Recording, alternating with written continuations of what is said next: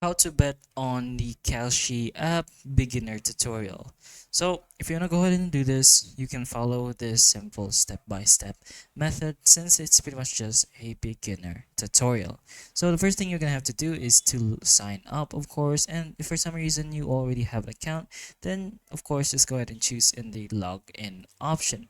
But anyways, after that, you can go ahead and deposit USD or USDC, and you'll need a US bank account or a crypto wallet for crypto, since Kalshi uses USD coin through zero hash.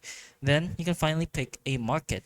Explore available markets in Kalshi over here. There should be multiple where you can choose from, and then categories include economics, politics, weather, stocks, entertainment, and more. Clicking on the market view to binary and go ahead and choose on the yes no outcome options.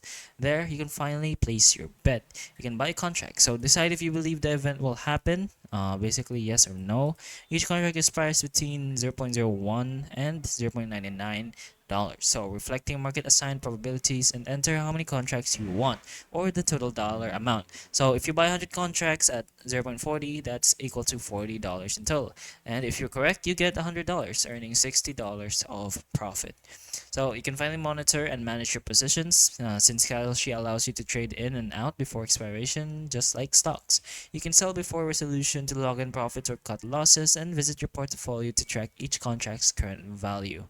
And finally, you can wait for the event resolution. After event controls, if your bet is correct, each contract pays $1, and if wrong, it pays 0. So your profit equals number of contracts times $1 minus price paid.